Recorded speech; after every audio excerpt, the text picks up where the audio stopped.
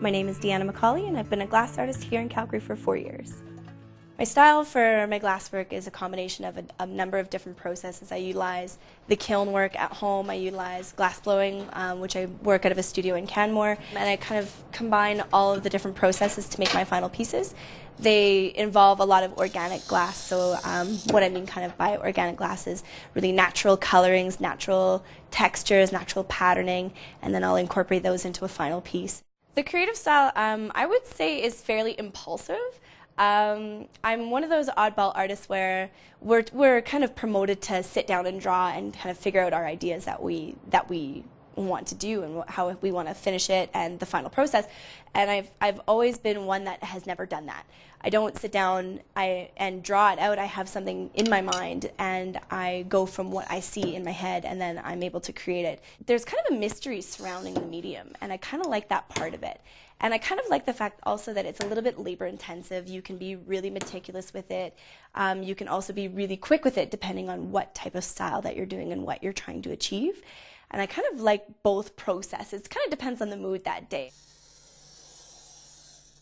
Depending on how complex, something nice and basic like this will take usually the better part of like 15, 20, 25 minutes.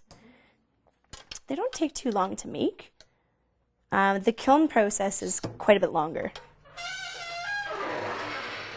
Having a home studio is just about having freedom.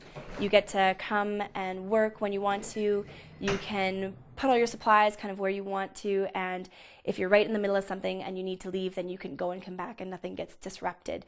There's a lot of freedom to having a home studio, and it's been an absolute pleasure to be able to work from home.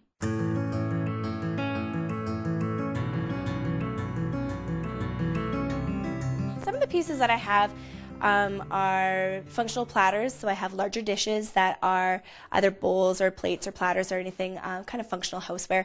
I do have kind of sculptural lines, so I've got little pod pieces with weird little pieces of glass crawling out of them, and kind of utilize that little bit of texture that you can kind of get from using smaller pieces of glass incorporated into a larger piece of glass. I know from my pieces, if somebody's looking at my sculptural work, kind of what I aim to give them is a moment, and in that moment they kind of go in, they assess the piece, they take away kind of almost a scientific approach to it, where they can see kind of interior textures and exterior textures kind of commingling and creating an overall piece and an overall effect. Because I work with a lot of organic ideas, I kind of hope that they are able to relate and go out in their daily lives and see a texture or see something that is really organically shaped and kind of think, you know, hey, kind of that might be kind of something that would be cool to be in glass or something,